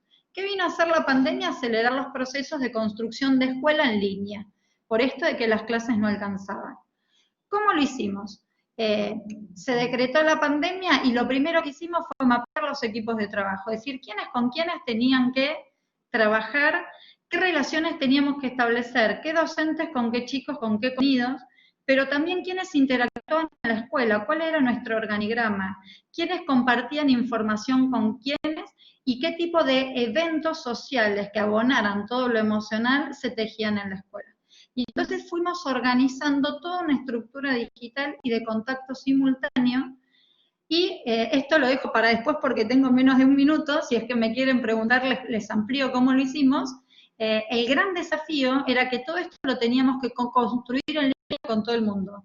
Es decir, mientras armábamos todo este mapeo para transitar la escuela y que no se nos perdiera la noción de escuela como comunidad general, teníamos que ir aprendiendo y sumando las 129 personas para que adquirieran esas herramientas.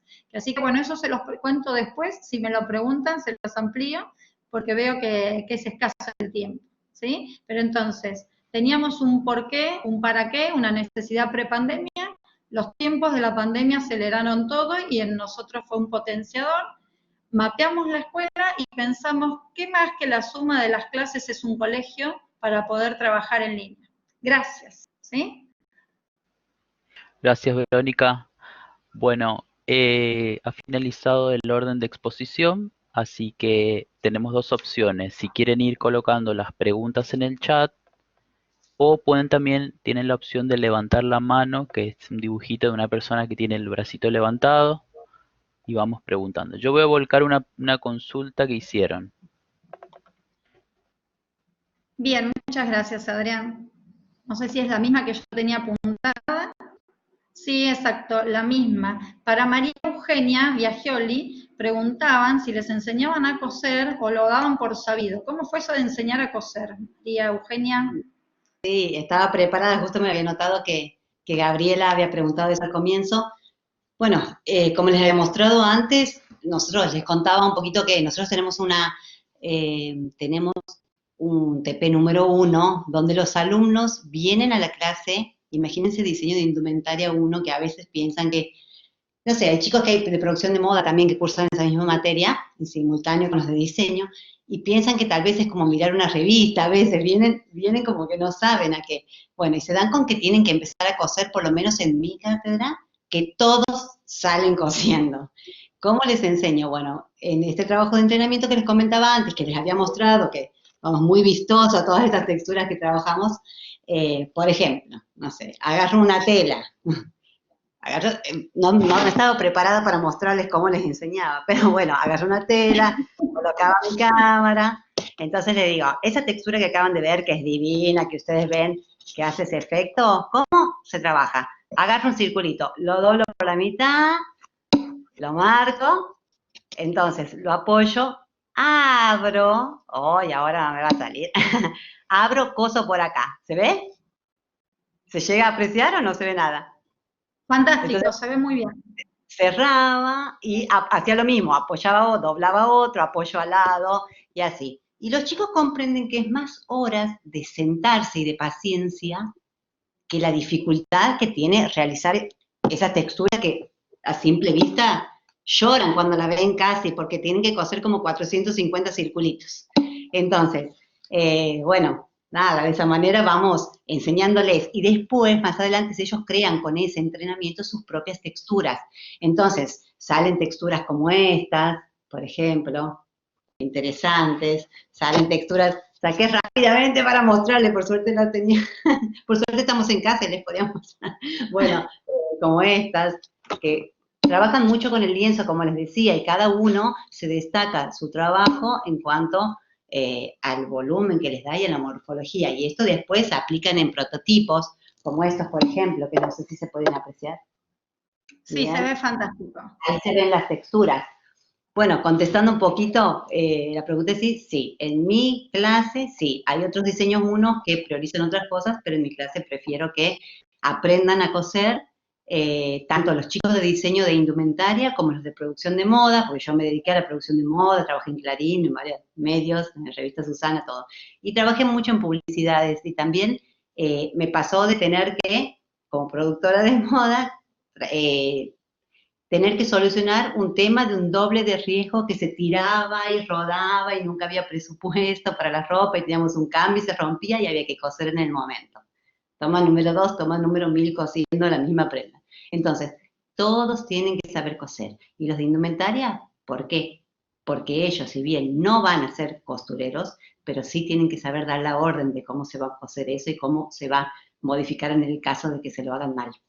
Entonces, bueno espero haber contestado. Muchas gracias, clarísimo, clarísimo cómo lo explicaste y casi que tenemos un tutorial para que nos animemos todos a probar después de esta videollamada. Bueno, preguntaban también, Ivana, eso supongo que es para mí, Ivana, por la mención exacta de las 129 personas, ¿qué plataformas o herramientas tecnológicas utilizamos? Si la pregunta era para mí, porque di el dato de las 129 personas, trabajamos con las herramientas de Education, ¿sí? De manera simultánea, no siempre las 129, sí para algunas ocasiones, pero después íbamos fraccionando por equipos de trabajo y por necesidades. Digo, siempre la pregunta es, ¿para qué, cuándo y con qué, a partir de qué, por qué yo necesito reunirme y entablar comunicaciones? Digamos, ¿cómo es el flujo de lo comunicacional dentro de una escuela en la que se entrelazan tantas personas? Hay una pregunta, dice, Marco Villán dice, me gustaría hacer una pregunta general, tal vez por sondeo, si en el caso de utilizar herramientas de videollamadas para menores, leyeron las políticas de privacidad y seguridad del servicio. Bueno, ¿quién recoge el guante? No sé quién quiere abrirse el micrófono.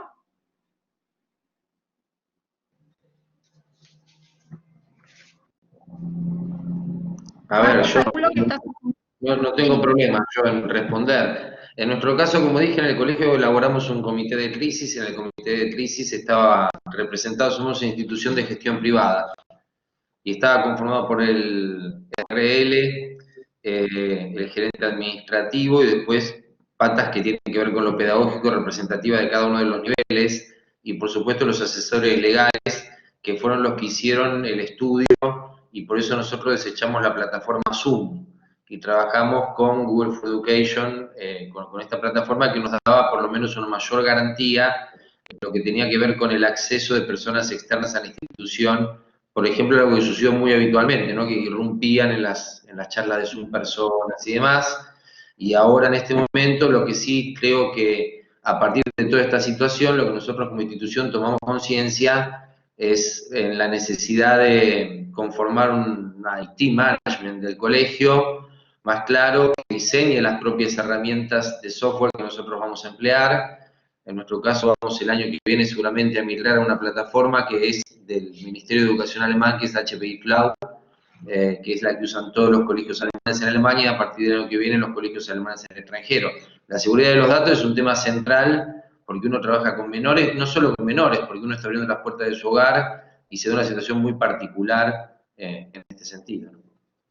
Bueno, en línea con lo que estás comentando, Liliana pregunta a Marcelo Trepanese si Marcelo podés mencionar alguna herramienta o estrategia de protección de datos que pueda utilizarse en las plataformas de e-learning.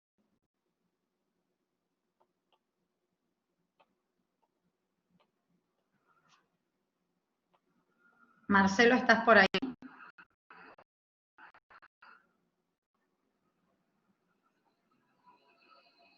Y Hola, si no, la Marcelo. dejamos como pendiente, pero sí.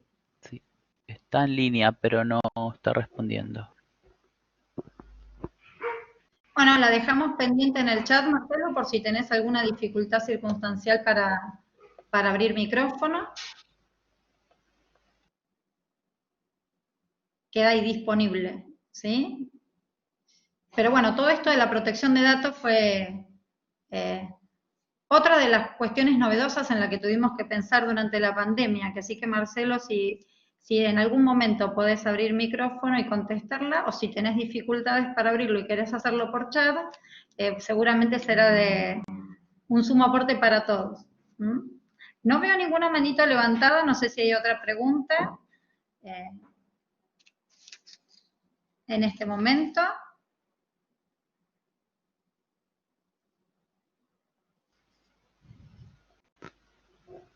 Bueno, entonces me voy a atrever a hacer una pregunta yo. Me quedé pensando, María Eugenia, a mí me impactó mucho cuando leí el resumen de tu experiencia que afirmabas que los estudiantes habían aprendido lo mismo.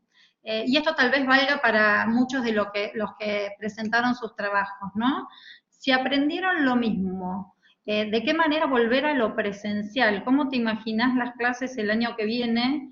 Si en definitiva pudiste garantizar que aprendieran lo mismo.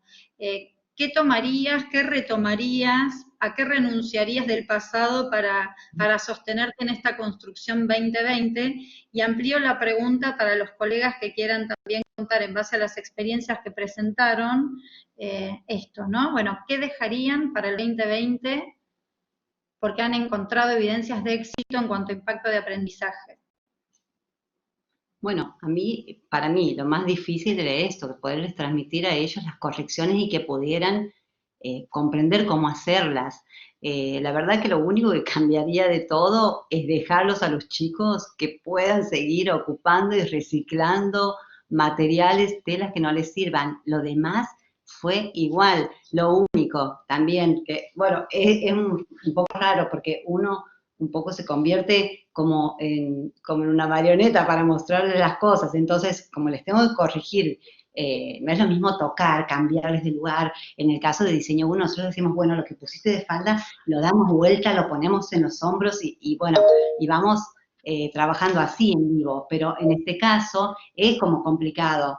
Tenemos que pararnos, mostrarle acá, cambiar y así ir trabajando. Lo único que cambiaría, la verdad, que me sirvió es eso del reciclaje que te comento, pero de verdad la calidad de los trabajos de mis alumnos fue impactante y también casi que mejor, porque por esto de empezar a trabajar con los programas digitales, que si bien no es obligación que ellos lo sepan hacer, ¿por qué? Porque justamente ellos van a estudiar moda, no van a estudiar diseño gráfico para poder hacer un collage que esté perfecto, pero nada, sumó, para mí sumó un montón. Lamento, como les digo, no poder tocar, no poder darles vuelta a las prendas, no poder experimentar eso y que se pierdan realmente la experiencia del desfile, que es de la Semana de la Moda de Palermo, que es hermoso, que es su primer acercamiento tanto como productores o como diseñadores en hacer su desfile, conseguir sus modelos, como tienen que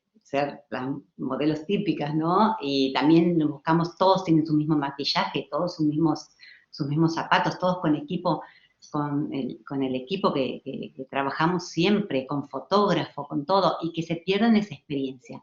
Eso es lo doloroso de esto de lo virtual.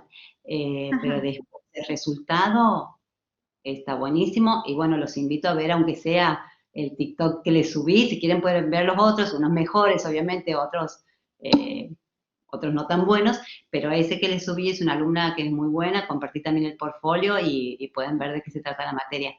Pero ese es el cambio, no tener el desfile, eso es lo peor. Bueno, muchas Verónica. gracias. Sí, Marcelo, sí, decime, Adriana. Marco Antonio levantó la mano para hablar y Sergio García le sigue después. Fantástico. Te damos la palabra entonces, Marco.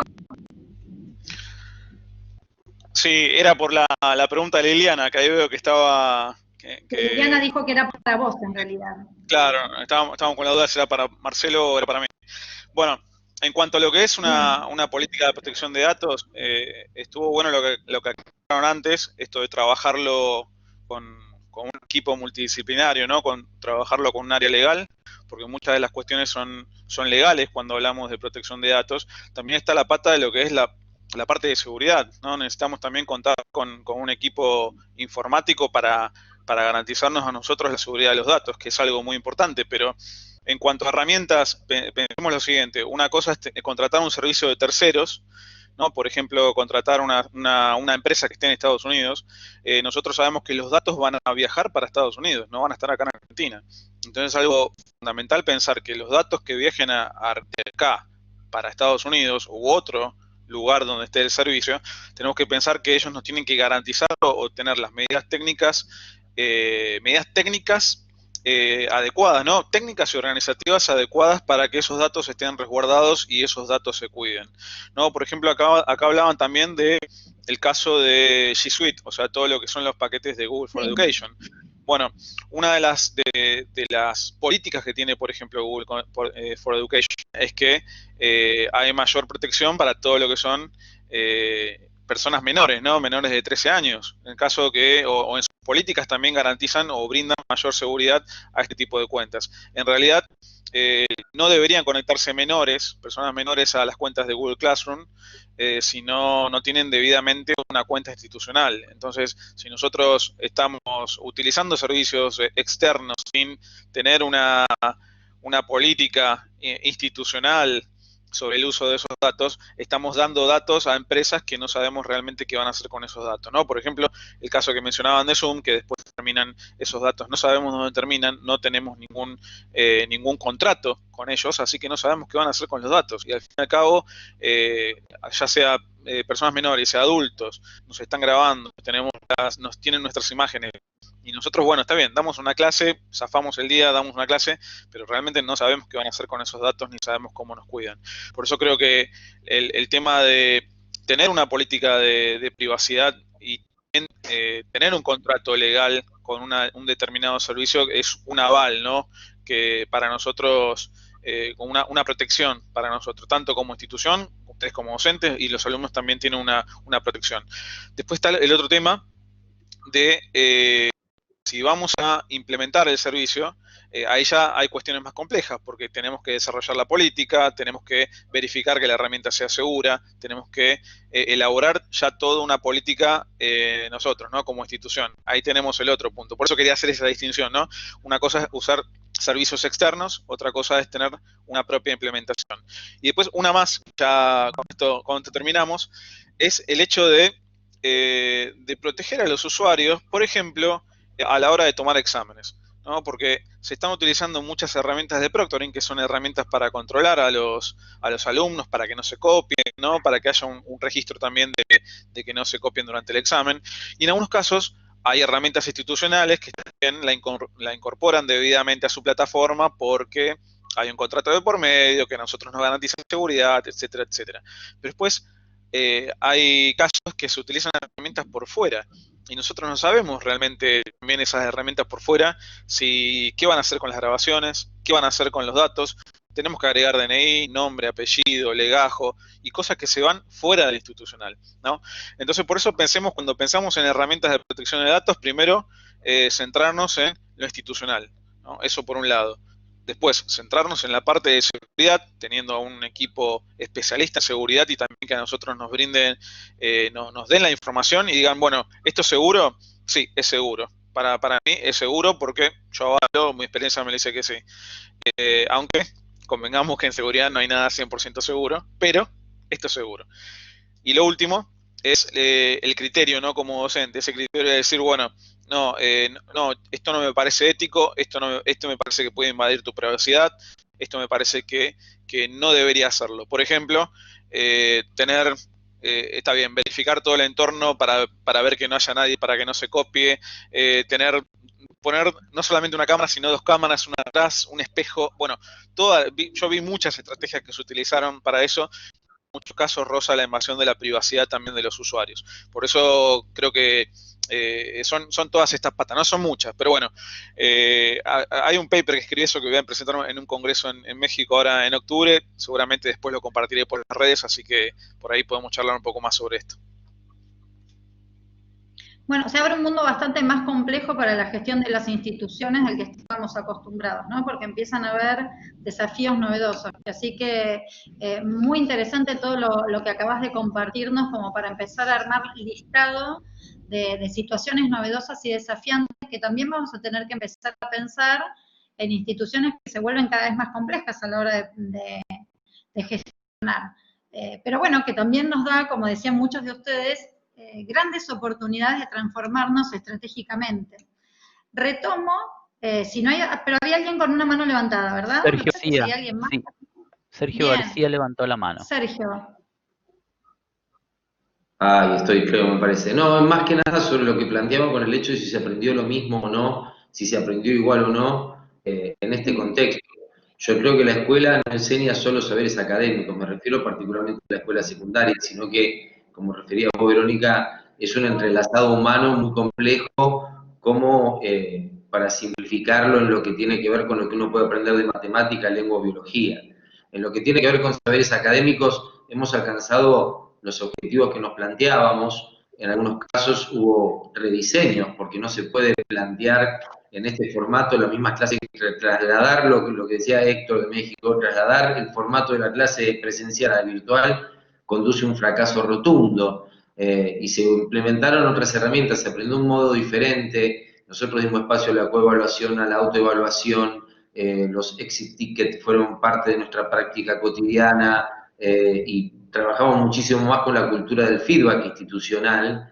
Y esto, digamos, es un gran desarrollo y es algo que nos llevamos para lo que viene, porque creo que lo post-pandemia, más allá de la herramienta tecnológica en sí, lo que nos plantea es habernos mostrado nuevos caminos de construcción del aprendizaje, la posibilidad de planificaciones conjuntas en formatos digitales, como decías vos, en mi colegio sucede lo mismo, quizá no hay tiempo físico para reunirse, con este formato sí. Nosotros diseñamos plataformas de planificación colaborativa, interdepartamentales e intradepartamentales, es decir, estrategias que tienen que ver con cómo podemos usar mejor la tecnología, más allá que lo anecdótico. Comparto esto de que el uso de una plataforma determinada o un programa determinado, una app, es prácticamente anecdótico si uno no tiene idea de para qué lo quiere usar. Como decías vos, ¿para qué quiero comunicar? ¿Para qué reúno a la gente para comunicar algo?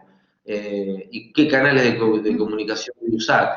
Creo que en este sentido tiene que ver con esto. Nosotros hicimos una experiencia interesante que fue preparar entre todos los profes un video del Día del Estudiante para nuestros alumnos, en el que buscamos fotos de actividades que hubiéramos compartido con ellos en el pasado y algunos mensajes nuestros. Y ahí descubrimos nosotros que gran parte de la propuesta pedagógica de la institución no tiene que ver con ninguna clase, tiene que ver con campamentos, tiene que ver con salidas educativas, tiene que ver con experiencias que en este formato no pudimos llevar a cabo, y creo que lo que viene es poder hacer coexistir lo mejor de los dos mundos, porque tenemos la oportunidad de que los adolescentes empiecen a estudiar lo que quieren en el momento que quieren, y tenemos que ser más flexibles. Creo que por ahí tenemos un camino. Esto es lo que quería decir con respecto al nivel secundario. Muchísimas gracias, Sergio. Tenemos que ir redondeando porque nos quedan unos minutitos. Adrián quería informar, pasar algunos avisos. Te doy la palabra, Adrián, Sí. ¿te parece? Bueno, la Facultad de Diseño y Comunicación te agradece a vos especialmente por coordinar esta comisión, también a los expositores que presentaron ponencias tan ricas y tan interesantes y enriquecedoras, a los participantes, y recordarles que todas estas comisiones están siendo grabadas y estarán disponibles de forma libre y gratuita en nuestro sitio web.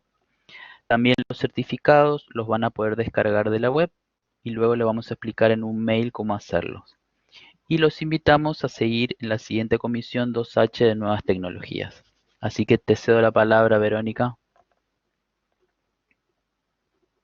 Bueno, si tuviéramos que hacer una nube de palabras, que vieron que se usó tanto durante los 6 meses de pandemia, muchos docentes comenzaban, cerraban, medían emociones, descubriendo algunas aplicaciones que en realidad ya estaban en uso desde hace muchos años, pero que irrumpieron en el aula para dar nuevos formatos y generar nuevos climas. Si tuviéramos que hacer una nube de palabras, ayúdenme ustedes y pongan por chat con qué palabras armaríamos esa nube, como si fueran esas palabras claves en las que nos quedamos pensando a modo de cierre. ¿Qué quedó resonando en todos nosotros luego de escucharnos y compartir este espacio? Yo ahí pongo la primera, una de las que tomo de los oradores. La mía es estrategia, pero podemos ir completando si quieren por chat algunas, yo las voy leyendo. Y los invito a retomar las grabaciones para que volvamos con una pausa distinta, masticando, si me permiten la expresión, o rumiando esto que estuvimos tratando de compartir. Hablamos de emociones, hablamos de gestión, hablamos de experiencias, de oportunidades, de datos, de continuidad pedagógica, pone Sergio en el chat, de desafíos, creatividad, aprendizaje. Bueno, tomemos nota y que estos sean los faros que iluminen nuestro tránsito, como decían algunos por ahí, ya no a una situación de crisis, sino a una escuela por elección, ¿no? ¿Qué vamos a elegir hacer ahora que ya sorteamos los comités de crisis, que ya sorteamos los momentos de mayores incertidumbres? ¿Qué momentos de certidumbres queremos co-construir a partir de lo ganado? Bueno, Interfaces de la UP creo que ha sido un excelente potenciador de estos diálogos por venir y de estas construcciones que nos merecemos todos por el bien de todos nuestros alumnos, ¿no? Porque en definitiva los esfuerzos y nuestro potencial talento a desarrollar va para ellos. Muchísimas gracias, seguimos compartiendo espacios dentro de Interfaces UP. Muchísimas gracias a todos los que expusieron, a todos los ponentes, porque han hecho el trabajo muy sencillo. Fue muy fácil que esto fluyera y que tuviera el ritmo que había que lograr para compartir experiencias en este tiempo.